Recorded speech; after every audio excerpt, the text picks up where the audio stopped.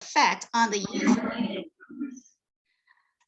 youth developing pro-social behavior towards friends.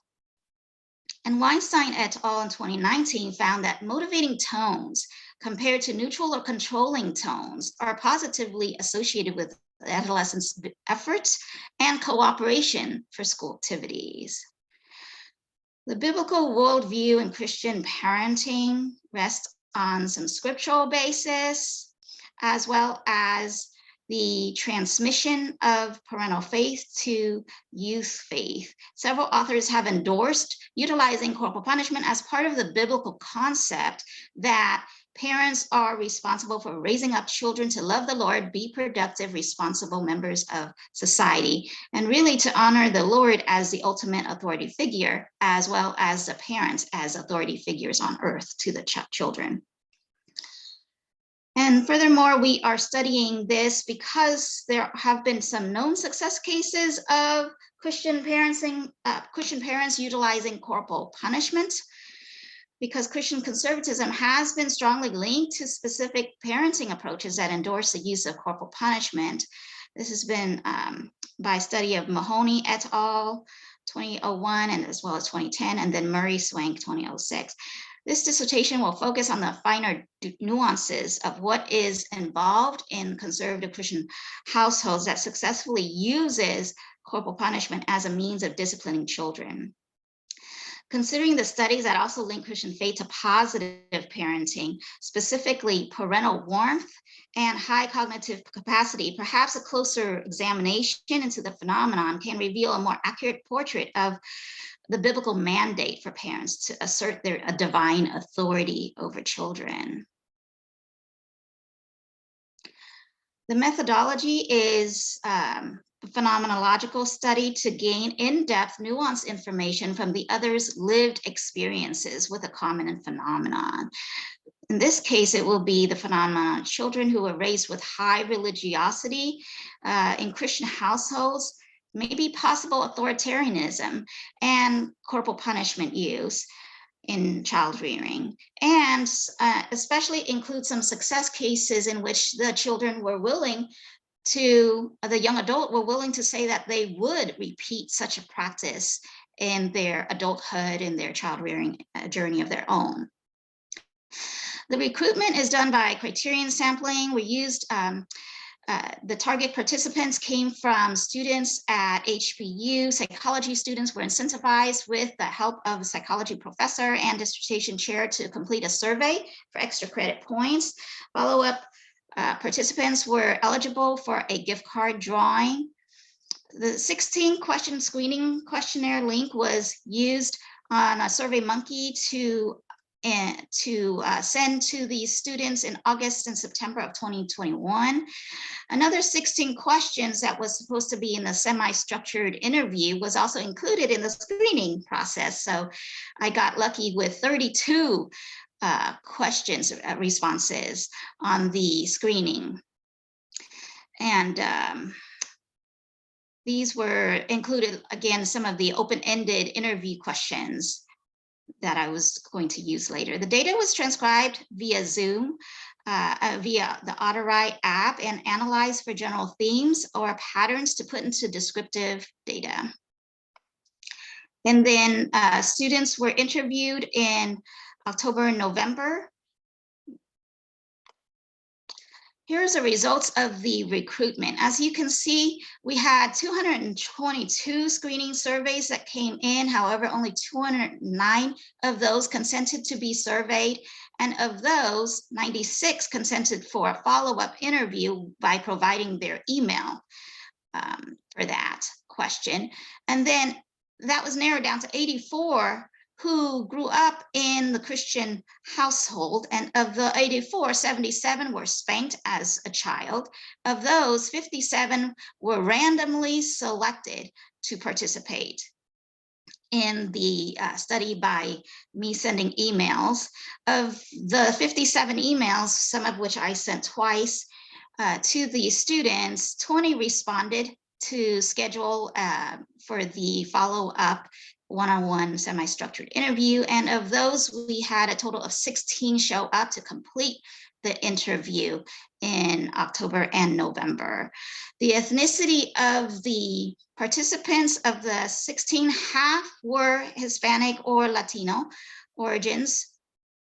A quarter were Black Americans, and then 2 were white, 1 Asian, 1 identified as Native American. 12 students reported their age to be in the teens, early 20s. 2 students were in their late 20s, 1 in the 30s, and 1 was in the 40s. Although marital status and parenting status were not asked of the participants at the time of the interview, 2 young adults did report being parents themselves. 1 was a married father with young children, and the other was a single mother raising young children. The other participants appeared to be unmarried according to all their responses and not yet parenting. There were 3 males in the participant as 13 females. This is the demographics of religiosity of the caregivers based on the screening question of what denomination. As you can see, the most were non-denominational with 5, and then followed by Baptists. 15 of these participants had mothers, were raised by mothers, as well as 1 aunt as a primary caregiver. 12 were 12 of the participants had fathers or stepdad. 4 were missing a father figure or yeah. And then primary disciplinarians were 8 of them stated the mother was, 6 said the father was, 1 participant said it was 1 aunt, and 1 stated that first it was the father, then after the divorce, it was the mother who was the sole disciplinarian. These are some popular scriptures found based on interview question number 19. As you can see, I don't remember or no particular verses was the most common answer, followed by Psalm 23, which had 4 participants, and then an additional 4 stating, spare the rod, spoil the child. That's Proverbs 23. And then 1 student paraphrased that scripture as a parent who disciplines a child loves them. 3 participants stated, honor thy father and mother was their caregiver's go-to verse. And 1 of these participants explained, whatever they say to do, do it as obedience, end quote. 2 participants identified, raise up a child in the way that he should go, in reference to Proverbs 22:6. 1 shared the ones that were mentioned the most were Psalm 23, but the one that my church lived by was John 3:16. My parents really didn't have a verse. There were some differences in the way that the parents applied corporal punishment, especially between mothers and fathers. Mothers were generally described as more nurturing and responsive towards the student's needs, even if physical punishment was utilized. With a few exceptions, they were described as more willing to talk, more understanding or lenient than fathers, who were described as more consistent and methodical in their implementation of corporal punishment. However, mothers were also more impulsive and with poor affect regulation in some cases compared to fathers during disciplining. Various instruments were used. The most popular was the hands, followed by shoes, slippers, chancla, according to some of the Latino clients, Latino participants. And then slapping during teenage years was mentioned twice. Some other instruments included a paddle, stick, spatula, cutting board in 1, according to 1 adult participant. 1 person said, we're Mexican, so mom would get the sandal for spanking. This is table 1A. It shows a profile of success versus the ineffective cases. The success cases were defined by the answers to 2 questions, which was how likely were you to utilize corporal punishment in your adulthood? And then also the screening question number 27, how did your parents' use of corporal punishment affect you on a scale of 1 to 5? So as you could see, in the top 4 cases, these were the responses, especially on the right column, Screening question tool number 27 was, how did your parents' use of corporal punishment affect you? Please rate us on the experience on a scale of 1 to 5. 1 is you're not close to parents, and 5, you feel very close to parents. Screening question number 24 next to that says, would you consider your parents' approach to be authoritarian, authoritative, or permissive? Interview question number 18 is, in your childhood, were your parents more conservative or liberal? This was an added on question, part B of a question that I added later on. And so some of the students did not quite have direct answers because it was not asked of them. However, the parentheses is an inference based on all the other responses that they gave. How did mom spank? How often did mom spank was screening question number 8.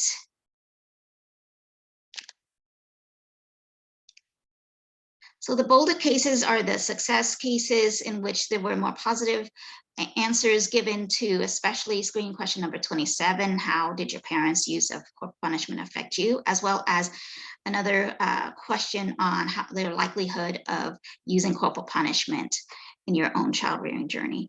And as you can see, the ineffective cases had slightly different responses in the frequency, as well as in the parenting personality or approach. And then definitely in how did corporal punishment affect you. And we will skip table 1B. This is a profile of the middle cases. If we have more time, we'll come back to that. Profiles of success cases versus ineffective cases on several more questions. Screening question number 6 talks about rate the religiosity of your Christian mother on a scale of 1 to 5. As you can see on the top, there were mostly 4 and mostly 5 with 1 4 in the success cases. That was not used to rate the success cases, and yet they came out like that. And then the ineffective cases at the bottom were 3 and 4. So still a majority of the participants did rate moderate to high religiosity of their caregivers. Regarding your screening question number 13, regarding your parents' role in your childhood, how positive or blessed do you feel towards your parents? Number 1 is not bonded, or you're feeling apathetic. Number 5 is most positive or most blessed. As you can see, the success cases all indicated a 5 on this, whereas in the ineffective 4 cases, the average was a 3. And then also, screening question number 14, based on your parents' disciplining style, would you consider raising your children in a similar approach in the future? And this was the tell-all of the ineffective 4 cases, because they all said no to their parents' disciplining style. And that wasn't necessarily their parents' use of corporal punishment. It was just their parents' disciplining style. And then up here is all yes. As you can see to the far right, the screen question number 30 is, if you were to raise your children, how likely are you to utilize corporal punishment in your own parenting? 1, not at all, and 5, most likely. So even though in the ineffective cases, 4 of them indicated no, they would not repeat their parents' disciplining style, they did not necessarily say no to not using corporal punishment, although it was a lower likelihood, maybe an average of 2 point something. Yeah. And then in the top cases, you can see they had either 4s or 5s.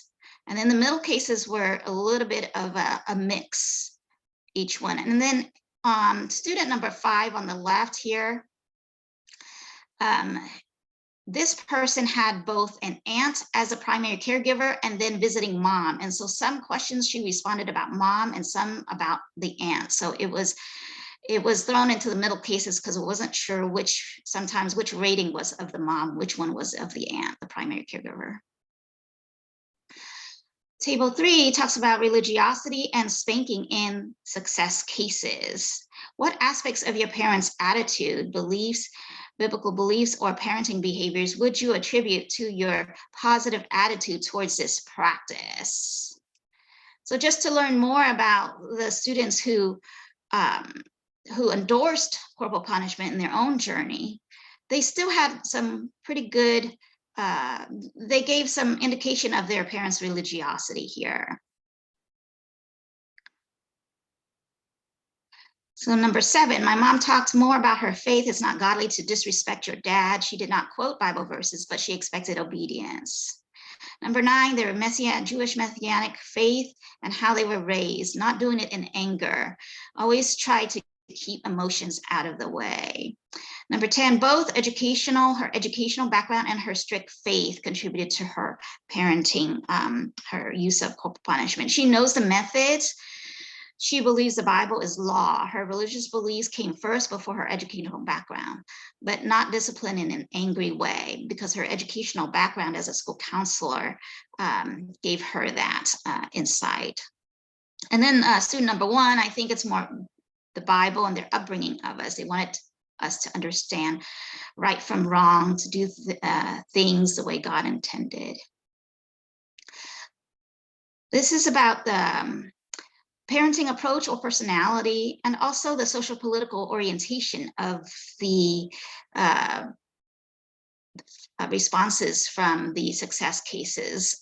Interview question number 18B is, would you consider your parents to be more conservative or liberal? And the parentheses denotes an indirect answer as inferred from the student's other responses, because this was an add-on question towards the latter half of the interview. And then interview question number 24, would you consider your parents' approach to be authoritarian, authoritative, or permissive? Interview question 25, what are some examples of your parents' disciplinary approach that you found to be effective? So in all these cases, they all said spanking. But in 26, it said, which discipline, behaviors, or approach did you not like? And they also did, mostly 3 out of 4 did not like the spanking, even though they found it to be effective. Well, the student number 9 said, when they took away my phone as grounding, they did not think that was effective, or they did not like that. Table 5 shows the results of the same set of questions for the ineffective 4 cases. Again, interview question 26 was, which discipline, behaviors, approach did you not like or found ineffective? They had a lot to say on that. And then also interview question number 28, were your parents ever threatening in any way, maybe for discipline or even jokingly? This was to ascertain a little bit more about the adult participants' honesty and openness in revealing about their parents. And so, as you can see, in the ineffective 4 cases, there was a lot of threats as well. And this was not the case in the success cases. And then interview question number 31, what aspects of your parents' attitude or biblical beliefs or parents would you attribute to your positive attitude towards this practice? So this was assuming that they had a good experience with corporal punishment, in which at least 2 of the cases, especially in the ineffective 4, did not have anything to say because they did not think it was a positive attitude towards this practice. And then the student number 16, I feel like my parents often forgot what it was like to be a child. You're in a world where you really don't understand many things. And so unlike them, I plan to be extremely understanding and just put myself in the child's shoes. I may feel something they did was disrespectful, but when they were really coming from a completely different place instead. For a majority of participants, 11 of them, this question of which religious belief seems to undergird your parents' positive use of spanking was either skipped altogether during an interview, or they were answered with a great deal of qualification, since the participants did not perceive the spanking's effectiveness or condoned its use in child rearing. Okay. Table 6A are the student recommendations from the success cases. And the question was, what would you like others to know about how to spank kids non-abusively, if at all? So even though all 4 of these endorsed corporal punishment in their own journey with mostly a scale of 1 to 5 with a 5, here's what they had to say. They were all pretty particular. For example, don't get carried away. Just keep going. Don't just keep going because you're angry. Know how to use discipline. I believe 1, 2, or 3 times spanking, depending on the severity of the situation, is okay. Another student, never overuse this type of punishment. Only use it when necessary.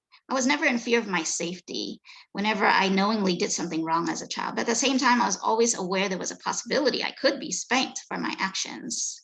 You shouldn't spank a child just because they've done something wrong. And then this table shows the student recommendations from the ineffective 4 cases. One student, number 2, who did endorse spanking, said, use a slipper because that's not really going to hurt anybody. Only spank as a last resort. It can be abusive depending on what items you use to spank with, no cables. Make sure the spank is age appropriate. For example, toddlers getting spanked with a slipper. The spanking should go away as you get older. And then number 3, if you must spank, you got to know your strength. You got to know what you're working with on the target. And then number 4 was adamantly just don't do it, along with the amount of energy, amount of drinking my father did during his very delicate time of my own personal development. I grew very fearful of him. If he ever did the same thing to me as I did when I was a kid. So lots of good advice and recommendations coming from the students who felt like they did not benefit from spanking. And this is the recommendations from the middle cases, which we probably don't have time to go over. This is the recommended time limit for corporal punishment in success versus ineffective cases. So interview question number 22 is, what is the frequency the participant was spanked by the mom or maternal figure? And then the semicolon was by the dad or the paternal figure. Interview question number 32 indicated, does the participants recommend the use of corporal punishment? And if so, this is an add-on for some of the students. At any age or start at any age? Do they recommend stopping at any age? So as you can see in the success cases, on the interview, the frequency, there was only a slight difference in frequency between the success cases and the ineffective 4 cases. For example, it was rarely, but then there were also a few times a day if needed. And then there was rarely during the interview. So that was highlighted because I wasn't sure if it was a few times a day if needed or if it was rarely. Based on the student one's answer, it was a few times a day, rarely, once in a blue moon during the interview for dad to spank. Dad was primary disciplinarian. I was a really bad kid. It would take a lot for my mom to discipline us in a physical way.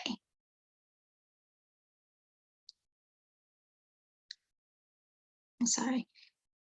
So as you can see, do they recommend corporal punishment and stop age and start age? A lot of them did say start from toddler or elementary school and then end when the child got older, around high school. This student, student number 9 in the success cases, says, I don't have an age to recommend stopping. I would say until they finally get married. But the student was rarely spanked too. So this is the recommendations of time limits from the middle cases. So I'll just go ahead and brush over that real quick. And then the mental health questions were an additional add-on after the interviews were all done in November. I had presented this presentation with preliminary results twice in December and once in January, actually in December. And the feedback I got was, did you find out about the mental health of the participants and also of the caregivers? And so I went ahead and got the approval of the committee and emailed these 3 additional questions to rate mom and dad's mental health as well as the student's mental health on a scale of 1 to 5. 1 is fairly certain there's no mental health disorder or diagnosis. 2 is between 1 and 3. 3 is exhibit some symptoms of mental health, but not certain, such as depression, anxiety, substance abuse, trauma disorders, other mental illness. 4 is between a 3 and a 5. And then 5 is fairly certain my mother or maternal figure has a mental health disorder diagnosis, including taking some psychotropic meds or attending treatment, or may not receive treatment, but has a family history of mental illness. As you can see, I highlighted student number 7 and 10 because they were in the success cases, and they indicated here there were no mental health issues on anybody's part. And then I also highlighted the bottom 2, which were in the ineffective cases. And these thematic data were obtained from the interview. So I only had results from about, let me see, 2, 4, 6, 7 students that responded to this by email. So the rest of 8 students, and the rest I did try to comb through the thematic data to see if they talked about mental health at all. So just wanted to highlight the student number 2 described mom as a very emotional person, would resort to anger, threw a knife at me when I was little, kicked me out of the house a few times. Dad's mental health or condition was more passive, and then I have a counseling appointment next week. Summary of the phenomenological findings. The relationship between religiosity and parental use of corporal punishment in the study was mixed. In all 4 cases where the students felt positively bonded to their parents and would likely repeat the use of corporal punishment in their child rearing themselves, at least one parent was described as having high religiosity or active Christian faith, yet not all attributed their parents' successful spanking behaviors to the religious beliefs undergirding the practice. And all 4 of the ineffective cases, religion was either disassociated from the use of spanking or used to justify excessive hitting while the parent was dysregulated. There was a mix of parental approach and personality, as well as social political orientations represented in the success cases, and the middle cases, and ineffective cases. Generally, the effective disciplinarians were likely to be conservative and authoritative. However, conservative parents with authoritative approaches or personalities were also found in the middle cases, as well as the ineffective 4 cases, where the students found the spanking experience to be harmful and would not repeat this disciplinary practice. Most recommendations for successful implementation of spanking involve using it minimally as a last resort, focusing on talking, explaining, bonding with the child before and after the spanking, as well as regulating one's emotions to discipline non-abusively and more effectively. Ineffective disciplinary measures were described by a majority of the students as being highly dysregulated in affect, not communicating why the corporal punishment was necessary, not seeking understanding with the child, and the excessive use of yelling or screaming. In none of the top 4 cases, and in all the ineffective 4 cases, parental threats, even if said in jest, were reported to be part of the harmful disciplinary experience. More students identified the childhood experiences of the caregiver and culture as contributing to their primary caregiver's spanking and disciplinary approach. So that instead of saying, oh yeah, it was their religion that made them do what they did, they said it was culture, it was the way they grew up. Another summary of the findings. While most of the parents in this study were described as moderately or very religious in their cultural practice of Christian faith and in their adherence to faith beliefs, yet the interview data shows deviations not only their social political beliefs, but also in their parenting approach. Top 4 cases suggested more parental warmth and structure, including consistency in how spanking was implemented, were all linked to a positive experience for the youth, even in cases of high religiosity and conservative beliefs. Conversely, participants who provided poor ratings for their experience of spanking all indicated that their caregivers had angry affects, impulsivity, lashing out for no reason, using excessive force with high emotions, low warmth, low communication. And all of this has been predicted by the previous research in the literature review. Well, in the dissertation, this study reveals the level of resistance to completely eliminating this age-old practice. The majority, 11 of the 16 participants who received corporal punishment, 11 of the 16 did say that they would repeat this practice, a likelihood of 3 and above. So there's some resistance, even though there were ineffective cases. And the fact that most of this studies young adults endorse corporal punishment in child rearing is a phenomenon discovered in a doctoral research also of Puerto Rican youths who grew up with single moms in New York City. That author, Francis, in 2006, found that the more loving mothers were perceived, the more strongly their endorsement of their mother's rights to use corporal punishment. Apparently, corporal punishment in those families is coupled with a strategy of overwhelming warmth and affection, demonstrations which can clouded any perceptions of maternal rejection or resentment of youths. And then again, just a brief overview that the themes from scriptures that were quoted varied from honoring and respecting authority to themes of comfort and love from a caring God. While almost half had difficulty citing any Bible verse that undergirded their parents' discipline approach. Some participants in the effective 4 cases were able to quote a few scriptures, while others in the top 4 success cases who had conservative Christian parents could not quote Bible verses readily. The wide variation suggests that parental faith or level of religiosity is not necessarily impactful to disciplining praxis in a positive or negative manner, even though in all 4 of the success cases, the students attributed their parents' moderate or non-abusive use of spanking to their strong faith in God and to biblical teachings. This positive link between high religiosity and successful implementation of corporal punishment was especially true of the Christian mother. Okay, some quick implications. To avoid inflicting mental health problems or psychological trauma that may be long-lasting to the child, parents should avoid using corporal punishment altogether or use it minimally and with extreme caution. Christian parents who view the Bible with utmost authority should be extra careful and consider the parent-child relationship, as well as their ability to regulate their affect and their parenting approach when trying to implement this God-sanctioned parenting practice. Much research in the past regarding harsh parenting, use of corporal punishment in authoritarian fashion and its correlates to child maltreatment, ACEs, were confirmed in this phenomenological study. Future research can focus on what makes for authoritative versus authoritarian parenting, as well as examine the Christian faith scriptures and framework that would help contribute to a positive impact to authoritative approaches to disciplining.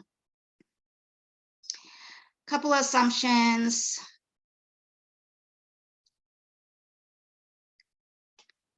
So this is only college age young adults. So hopefully, maybe in the future, focusing on other age brackets with their experience.